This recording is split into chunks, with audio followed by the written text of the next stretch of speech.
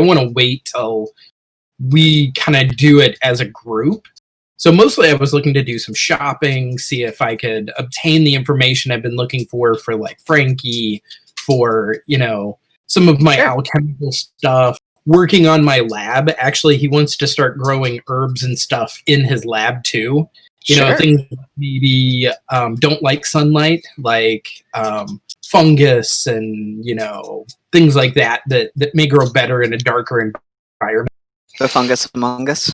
The fungus among us. And then replacing the bed right where the bed is with just like a stone pool, basically, only like a foot or so deep, with something in the center that he could just sit on and dip his feet into while he's meditating. Okay, let's go back through what we did real quick here for the sake of the recording. Let's see. I'm going to scroll way back up here. Yeah, there's a lot of back and forth. Almost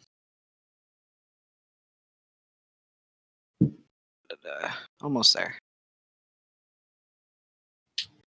Oh, it won't go back any further than this? Okay. Oh, this is the beginning of the thread. Okay. So you went through the house first, searching with you for any kind of sign of whatever this thing is that you uncovered with the lantern. And let's see. You didn't really come up with much else in the house. After, searching the rooms here and there.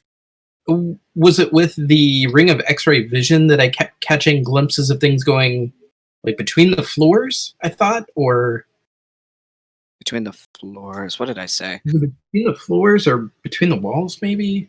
I'm trying to find it. I might be making things up. No, I think you did. You were catching glimpses of something out of the corner of your eye. So part of this conversation happened with just you and me. So it might be on thread. And then you made the one with Seda involved. That's why it won't go back any further. Okay, new thread for you and Xavier. Okay, yeah. So it must have been on the one with you. Yeah, I think you were seeing the pebbles flying through the air, but then they disappear before they hit the ground, kind of thing. I think that's pretty much all that you gathered before kind of giving up after a couple hours of it. Yeah. Okay. So then the two of you decided to venture out into Gold District to do a little bit of shopping. Hi. So, hey, Ronan, how's it going? Good. I'm playing video games in Dad's room. Yeah? I'm playing Castle Crashers. What is it? Castle Crashers. Oh, Castle Crashers.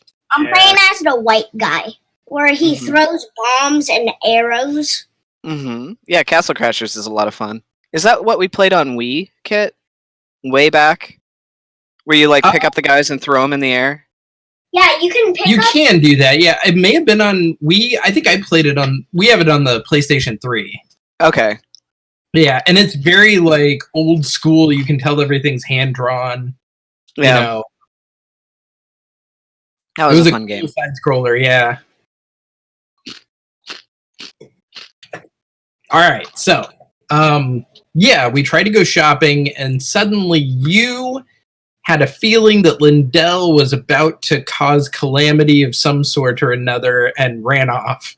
Yeah, she said she didn't trust Lindell to do what she wanted her to do. So, do I remember her asking her to do something, or was I not present for that? I don't know. Seda? Would Kit have been present, or sorry, would Xavier have been present for you making that deal with Lindell to do something? Yeah, but was Kit or was Xavier there?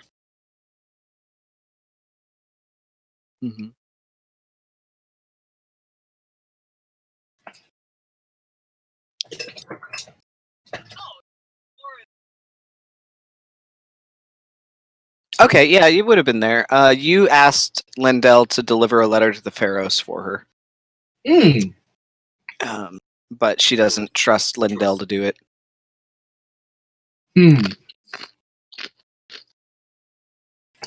Okay. So she left you on the bridge and backtracked to go find either deliver it herself or find somebody to do it for her. Okay. So then you're on your own from there. Let's see here.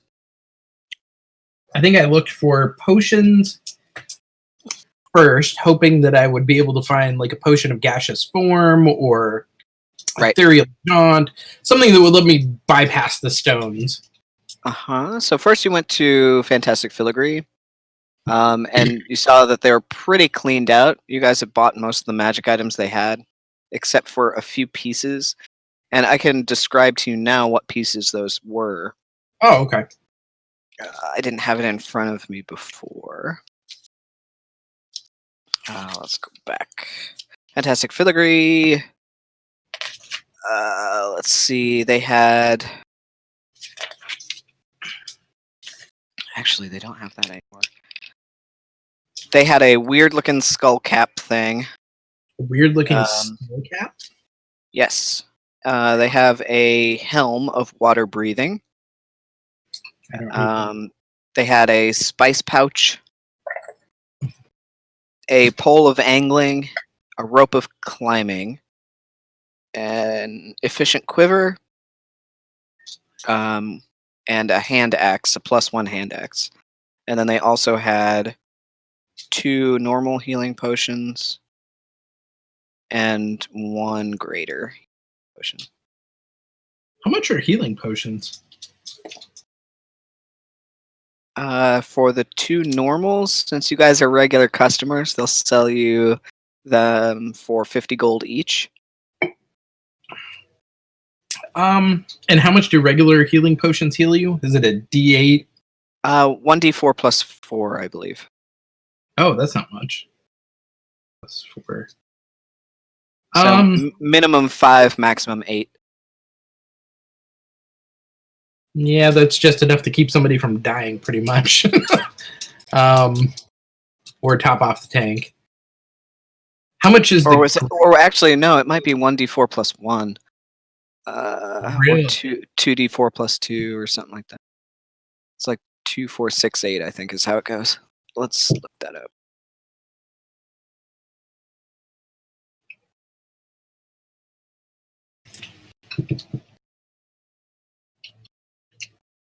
Yeah, I don't want to tell you wrong here. 2d4 plus 2. So minimum 4, maximum 10. Okay. What exactly is the magical spice pouch? It's Heward's handy spice pouch. Nice. One second.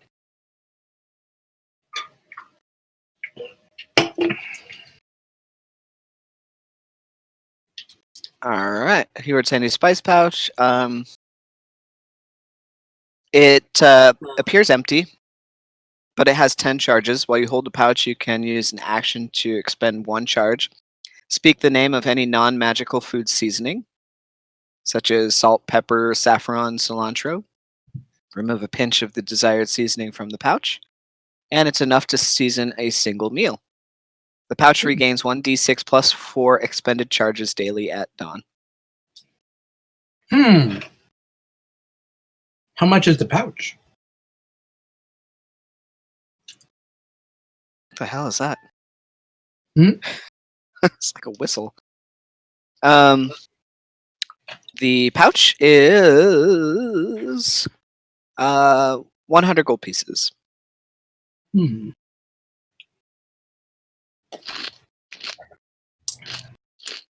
I know that Soft Keen has been cooking a lot, right?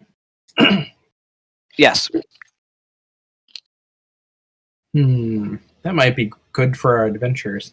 Tell you what, I'm gonna buy the spice pouch. Okay. All right, so that's 100 gold pieces. if I buy the spice pouch, will they cut me a discount on one of the healing potions? Perhaps roll a persuasion check. Woohoo! I'm good at that. I think I am. Persuasion. I have a +9. Wow. That's pretty good. I attribute a lot of what Xavier does with charisma to his weird, sort of odd fey nature. Yeah, People like aren't he's willing to he's say no in- to him. right. They entrance him a bit and freak him out a little bit. Yeah, so I got a 24. All right. How many of those healing potions are you willing to buy?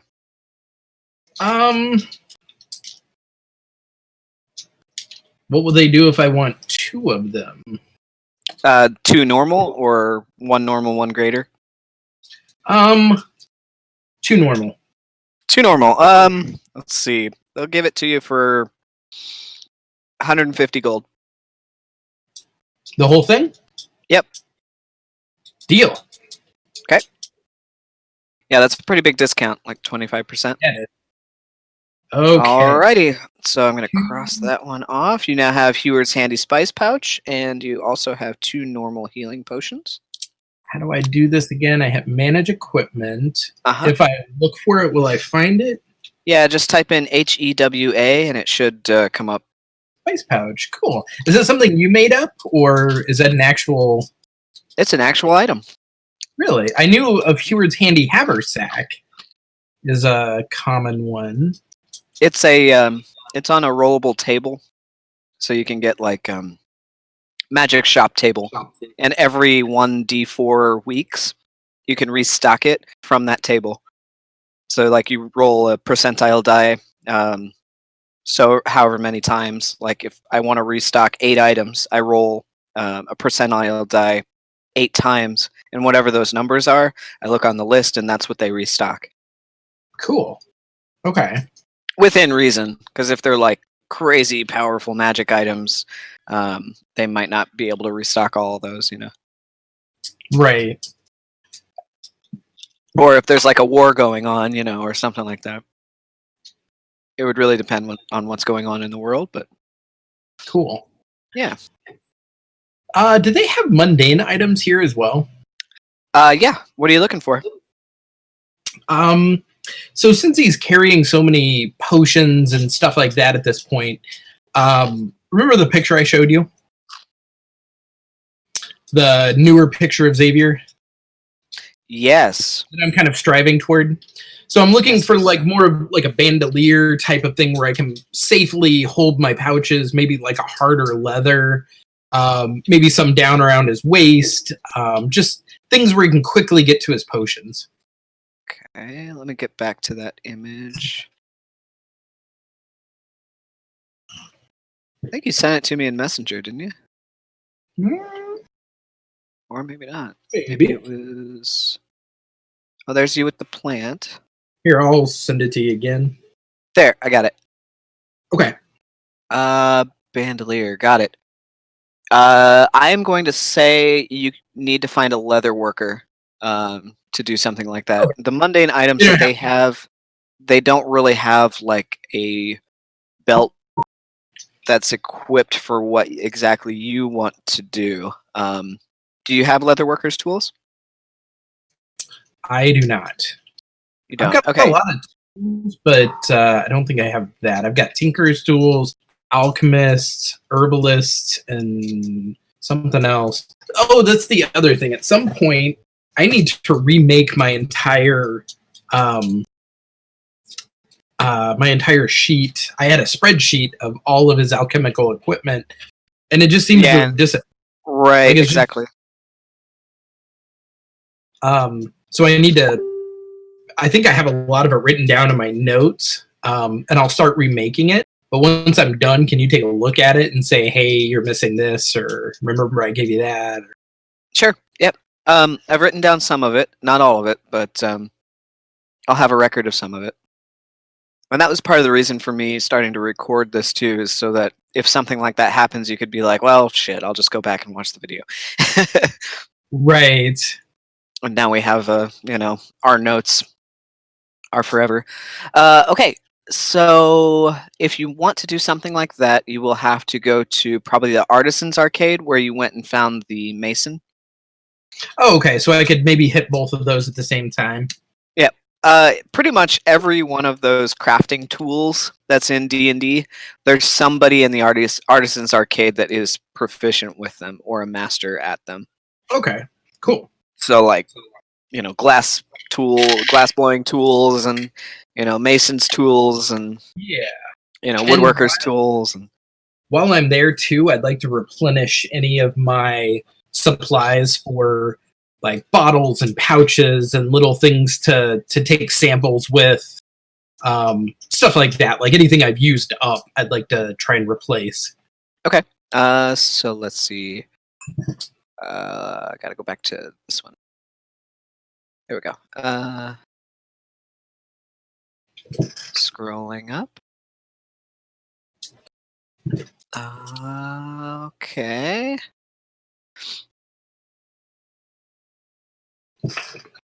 So next you went to the bookstore. Okay. So you went to the same bookstore with the furball woman with the southern accent. Mhm. And she's busy sorting books when you walk in, but she remembers you and looks for the books that you requested on like transformation or invisibility, the ethereal plane, ingredients that might have properties of those, that kind of stuff. And she does find you a couple of books, and in the books that she gives you, you're able to kind of thumb through them and glean enough information that, yes, they're probably books that you want. So I believe you went ahead and purchased those for... I purchased the book on invisible creatures, I think, or creatures. That was what it was. Yes, a book on invisible. And is there something I can add to my equipment to represent? Yeah. Just call it Mordenkainen's Book of Invisible Creatures. Ooh, Mordenkainen. Add items. I can't find it, so I go custom items. Yeah, custom item. Add custom item.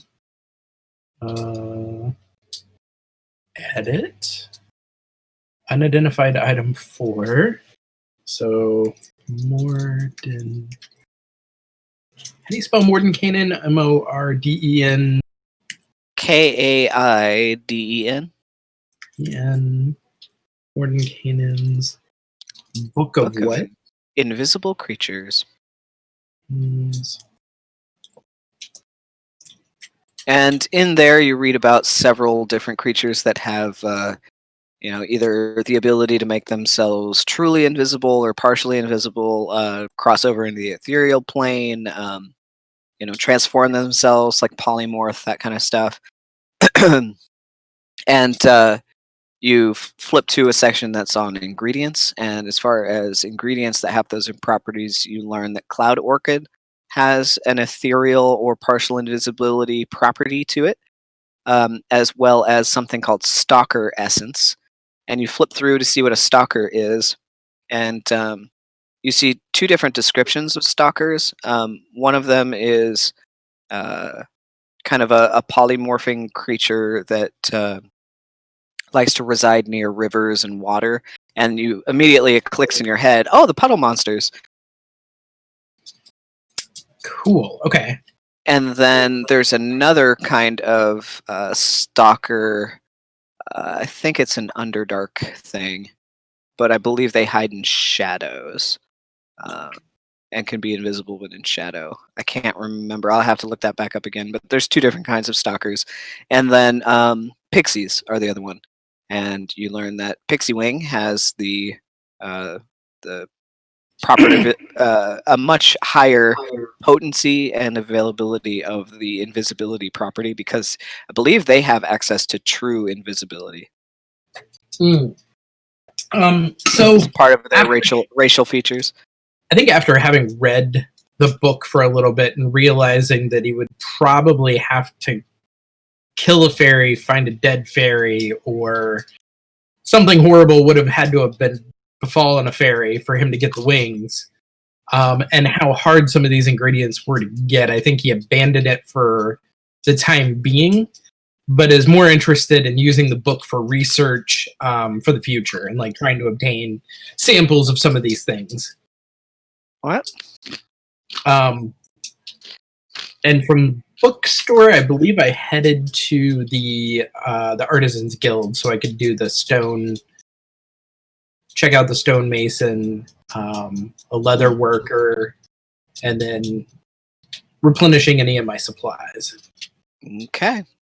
So yeah, you head out. Let's see.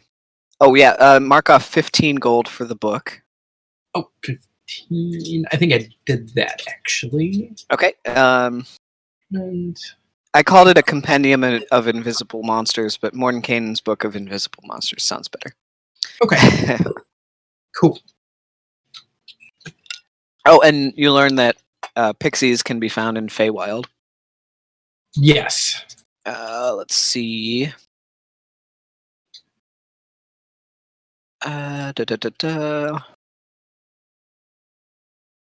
And then you read about familiars as well. I did. How those kind of work.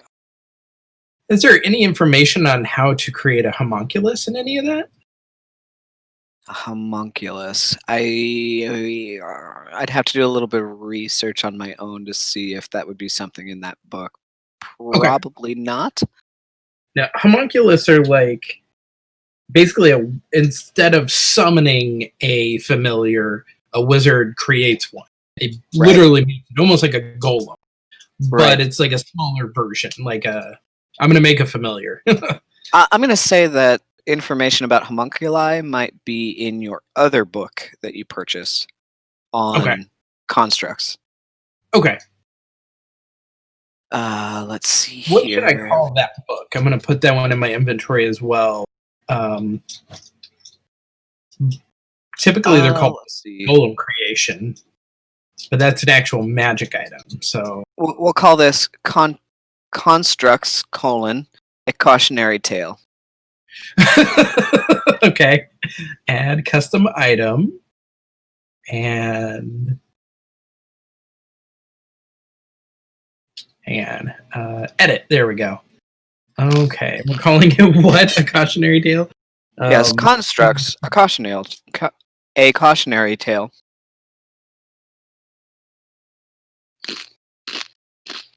Yeah. All right. All right. So you head to the stonemason's shop in Gold District on the other side. So you cross back over the bridge near the Temple of the Spriggan. There's a large kind of 2-story platformed, almost looks like these 2 big porches with doors that go inside kind of a little mall, like a makeshift crafting mall. And there's doors on either side of the hallway when you enter in.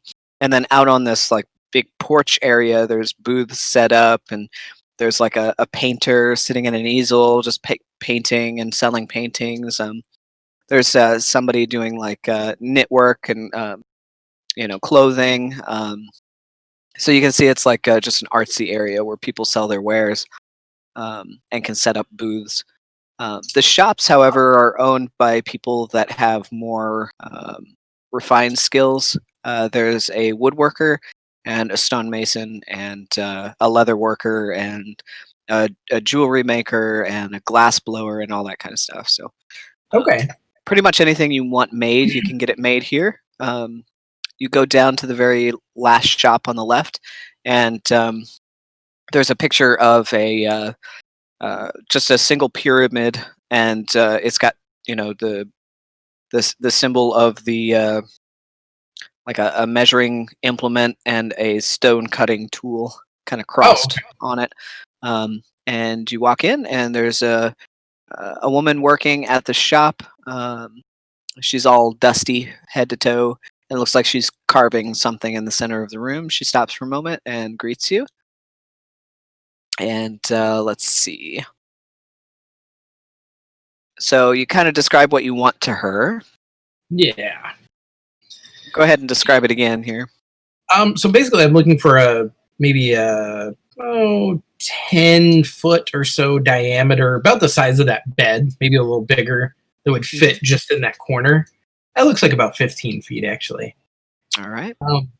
Stone pool, essentially, that could hold, maybe a foot and a half of water, with a raised platform in the center of it where I could sit and meditate. All right. And we also need stone removed from a stairwell that I guess could be, if it can be cut and shaped and used for the pool upstairs. I mean, that'd make it easier. All right. So they tell you that they're going to have somebody come out and do an assessment for the space and the labor and materials, to see what can be done. First about your room, the pool in your room, and second about the rubble in the stairwell, and to see if it's like stone that they can reuse for that purpose, etc., etc. So Right. someone will come out that evening to the mansion to do an assessment. The job is going to be somewhere between 100 gold and 1,200 gold, depending on the size of the job, and what they can do with the materials. If you've got all the stone nearby and they just need to carve it, probably about 100 gold pieces would pay for the construction of this pool. But if a special stone needs to be used, or they can't reuse the rubble that's in your place already, or if they have trouble getting to the location or something like that, it might cost more. Really just depends on how many people, how many days, and what the cost of materials is. Okay. And they can deduct some of the material that they remove from the overall cost as well. So let's see. That's the best estimate they can give without seeing it. So somebody will come by in a few hours to come look at the estate. Okay. Since he has a couple of hours, he's going to go ahead and go see a leather worker. Okay, yeah, you pop across the hall, and there's a young man, looks almost like an apprentice age, working on some leather pieces. And you want to go ahead and commission him? Yeah, commission him to make some very specific bandoliers, pouches, and other things, which I could retrieve potions quickly. Okay. Yeah, do you want to have him draw a design for you, or you want to just kind of... Well, describing kind of what I need and saying, hey, it needs to be accessible in combat and hard enough, kind of rugged enough leather that they're not going to easily shatter. Okay. Let's see. For construction of something like that, he would need all of the devices that are going in the pouch to be able to measure them. So, like whatever vials or bottles or whatever you're putting in them. Like my 3 most commonly used potion vials that I Okay. Final product. For construction of what you're looking for with the metal findings, he'd probably have to procure those from the blacksmith. So,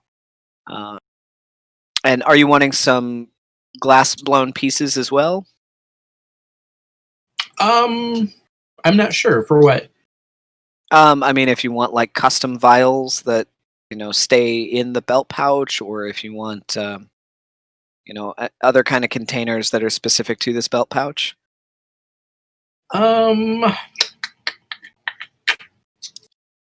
Not yet, but that gives me an idea. What about a modular belt pouch?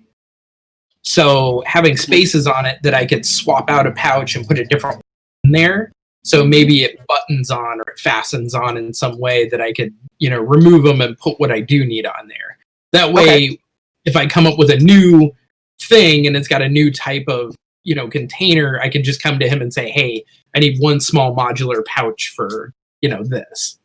Okay, yeah, they could probably just like hasp or belt latch it on with straps at different locations. So he could probably make you the belt, the overall belt with maybe like 3 swappable sections on it for let's see, materials, labor, working with the blacksmith as well. It's going to take about a week to make, and it'll cost you about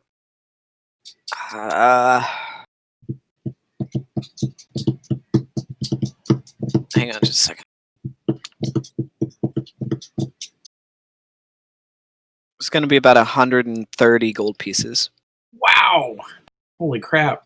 Okay. It's going to pretty much take up most of his time for a week.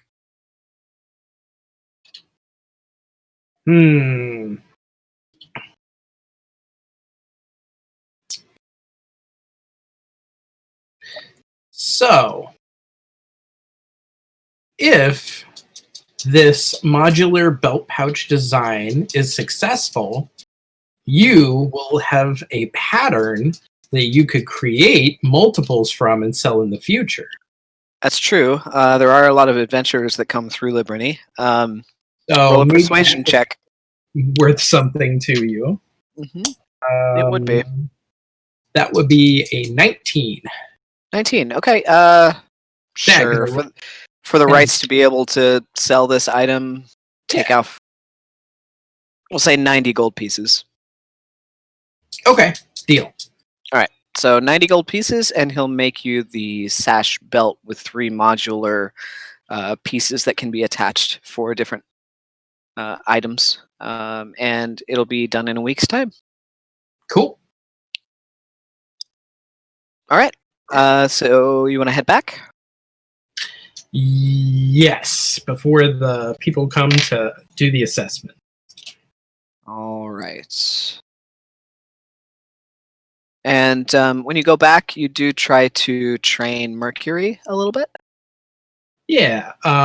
Basically just trying to get him almost so that in my lab, I rarely have to use fire. I can just have him heat things up or keep them warm, slithering from vial to vial to heat stuff up. I think would be really cool. So, encouraging him with treats and, stuff like that. Okay. Not super demanding of him. Like if he fails, he's just like, oh, no big deal. All right. And your animal handling check was a 16? I think so, yeah. Okay. Yeah, you managed to get Mercury to kind of curl up and burn some things.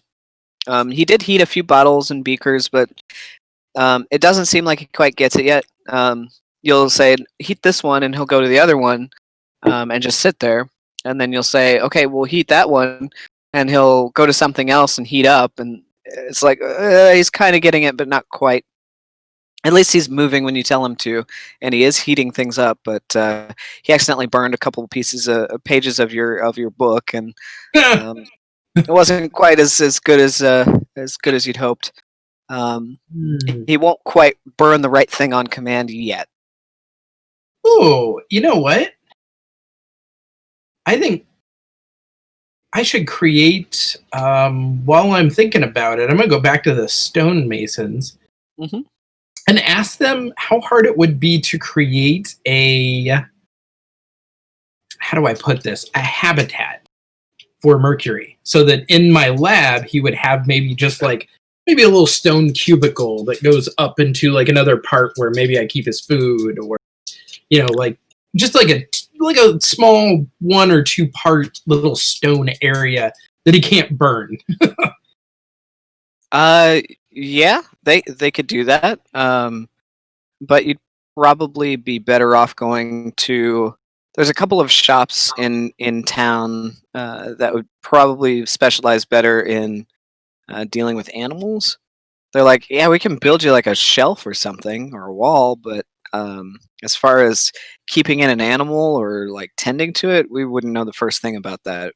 So they say, well, there's a place that sells familiars called Fantastic Familiar. It's like a pet shop. And then there's the Horticulture Guild deals with like natural environment type stuff. And they've been known to do some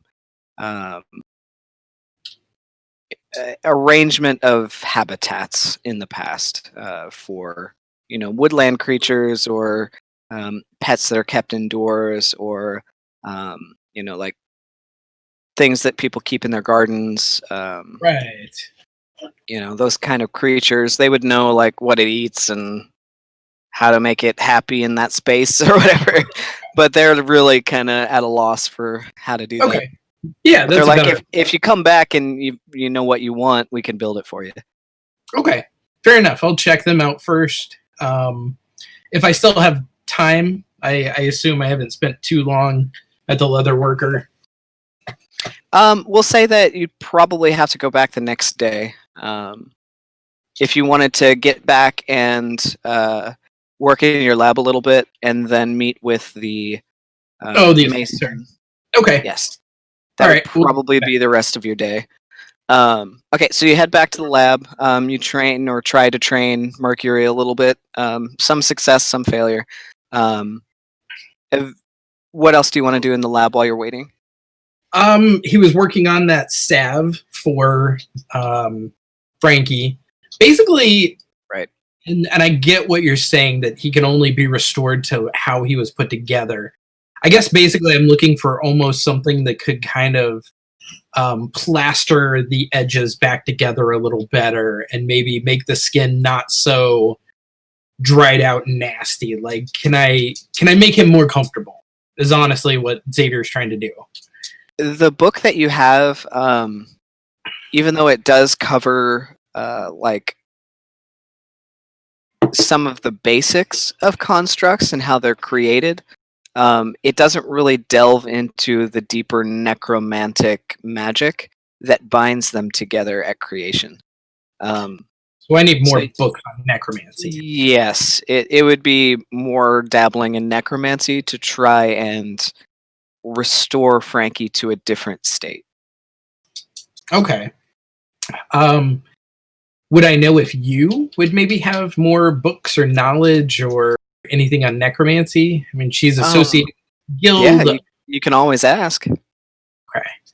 I guess he'll wait till the next day. I think she's probably still off on her mission to stop Lindell from doing something crazy. Yeah, she might not be back yet. So I would say dabbling in your lab, you could try and mix some ingredients if you wanted to see if anything works, or otherwise we could jump to when the assessor comes.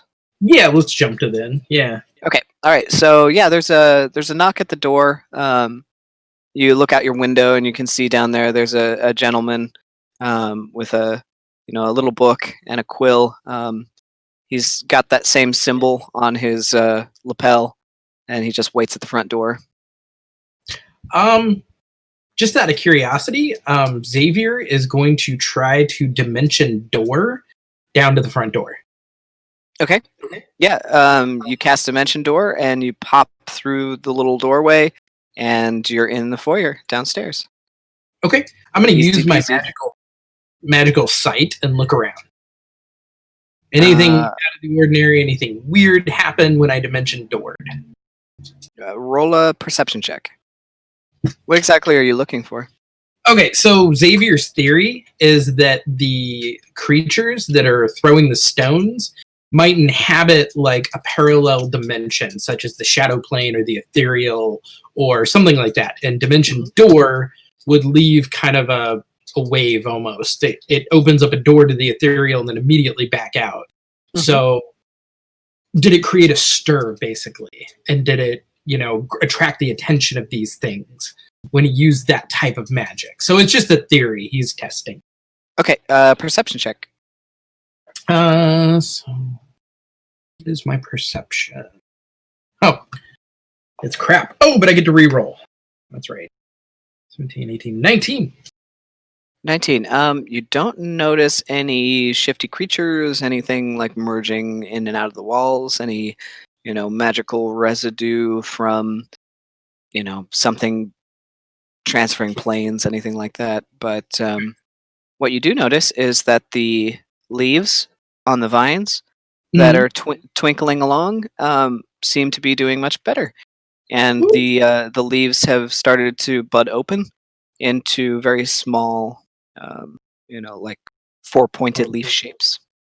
Cool. Then as he's walking kind of past them again, he's going to reach out and just give him another gentle magical wave of encouragement.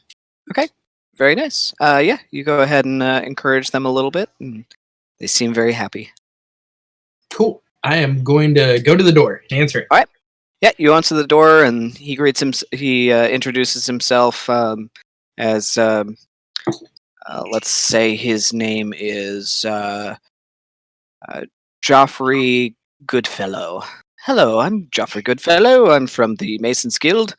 How can I help you today? Good to meet you, Joffrey. Follow me. I will show you where the problem lies. Problem. Gonna, I heard that you wanted something constructed. Not uh, familiar with a problem? constructed and removed. We'll show you the Ah, problem first, and then where I want construction. very well.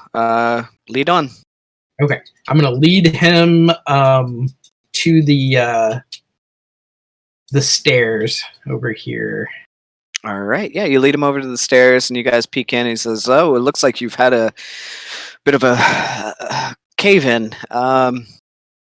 We recently How? acquired this house and don't know when or how this happened. I see. So you want the rubble cleared away. Do you know how deep this stairwell goes? Not exactly, and we're not sure how deep the stone is, but Mm, apparently it's pretty deep. dear. Okay. Hang on one moment. He goes down and he casts light on a small object in his hand and kind of peers around, looking at the rubble, the giant boulders there, and at the ceiling. This is it's going to be need to be propped up and joist. We'll need a crew in here to chisel these out. All right. Depending on how deep it goes and how many of these larger boulders we have to clear away, gives me an idea. Looks like it's going to be somewhere in the neighborhood of 500 gold just to joist this up and clear out the rubble I can see. I'm not sure what lies beyond this, so it's kind of hard to give an estimate past that. Fair enough. All right. Let me talk to my flatmate, and we'll get back to you on that one. I'm gonna take him upstairs to my room. All right. Yeah, you take him up to the laboratory, and he looks and sees that you have a bed, and he's like, "So what are you wanting? A bath?" Kind of. I'd like just a stone pool, maybe 10 to 15 feet in diameter, holding maybe a foot and a half or so of water. And in the center of it, maybe a 5 foot pedestal where I can sit and meditate surrounded by the water. Interesting. Okay. Yeah, And I that's need very doable. Where do you want it?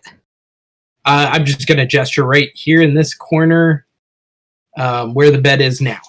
I see. You'll have to move some things away, clear the space for us, but yeah, that shouldn't be hard. So, what materials would you like us to use to construct this? Would the easiest way to be use stone from downstairs? Yeah, that would make it a little easier. We could carve it at location, carry the stones up, um, arrange them around. Seems like the floor in here is pretty sturdy. I'll have to check the room below, see if it can support the weight. But as long as it's reinforced below, I don't think it'll be a problem. So I didn't think my room was actually on top of the rest of the structure. Didn't mine go back into the cave? From what I've seen, it looks like this room is directly above something else, maybe just off the foyer. Is there another room down there? Maybe. Maybe. Oh, is it above this one? You guys go back downstairs and look, and he's like, "Yeah, it looks like the pool would be right above this structure. Although Hmm. it's Could use pretty that room. well enforced. It looks like the main wall is part of the facade cave wall. I think it would be fine. Okay. We'll keep an eye on it during construction, but I don't think it'll be a problem supporting the weight above." Cool. Brian, Alright, you're in character. You got elf ears. Hey, look at that! That's a really fully cosplay today. Also, I want to warn you: if you make a meditating pool, I'm fully going to bathe in it. there may be things growing in it by the time I'm done. Oh shit! Okay, because I wanted a bathtub. Because it's going to be for Xavier to replenish himself. Right, which is what I was looking for in my one shot. Oh. So he gives you a quote for removing the rubble and joisting up the stairwell to prevent further collapse. 500 gold, and then Right. for the construction of your pool, 200 gold pieces. 200. And and it'll take probably the better part of a week to finish. Okay. So I'm going to tell him I definitely want the pool. Okay. And at some point, Xavier would like to call a house. There's a chore flat- list. flat meeting. Yeah. We need to talk to my flatmates. Flatmate meeting. All right, very good. So then we'll kind of jump to the next day and run through that real quick. What did you want to do the next day? Go to Fantastic Familiars. All right. Yes, you go to Fantastic Familiars and you meet a man named. I know his last name is Simeon. Simeon. Yeah. I wrote it down somewhere. Gold District, Fantastic Familiars. I didn't write it down. Yes. So you meet a man named Simeon, and he is currently trimming the nails on a blink dog. Every time he trims a nail, it bamps to the other end of the room, and he has to chase after it. Clips another nail, and it poofs back to the other side, and he kind of puts a little chain on the dog and says, "Stay," and then turns around and says, "All right, what can I help you with?" That is a fantastic animal. Yeah, unfortunately, it's not for sale. This was one of my patrons brought it in to have its nails trimmed. Have you possibly brushed its fur or trimmed it recently? No. Why do you ask? No reason. Anyway, so what can I do for you? He's gonna kind of pull back his hood a little bit and let Mercury slither out. Oh, look at that. Fire lizard. It looks Fire like snake. fire snake. Wonderful. Been in the Underdark recently? We're close to it. Yeah, We it found seems, him in Sub 2, didn't we? one of those urban explorers, I see. Wonderful. Well, he seems to take a liking to you. What can I be of assistance with? I was told you would be the man to see if I was looking to build a habitat. Something safe, as he is going to inhabit my laboratory. Something where he's less likely to burn things down, but is very comfortable. Ah, yes. Well, I could consult on that for sure. But I might need some other expertise in order to make that happen.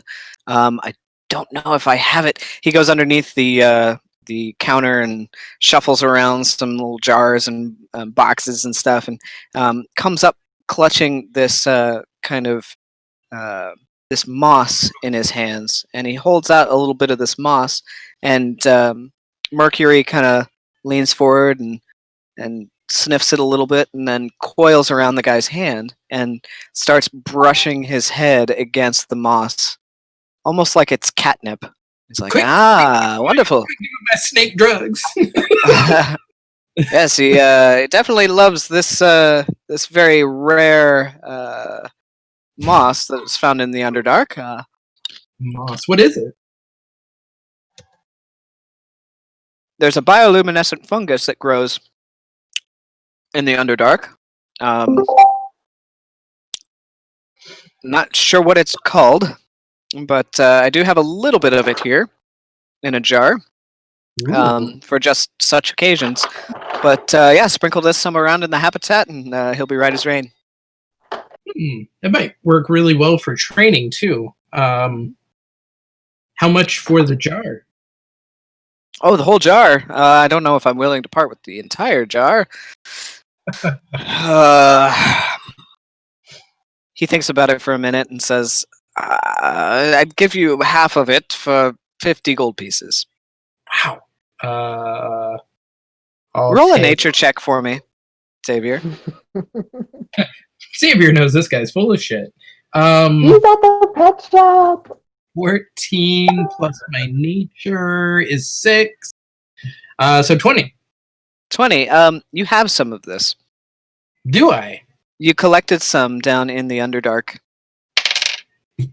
There was a cavern, a round cavern, where you found mercury, and it had this bioluminescent fungus growing on the floor and the walls.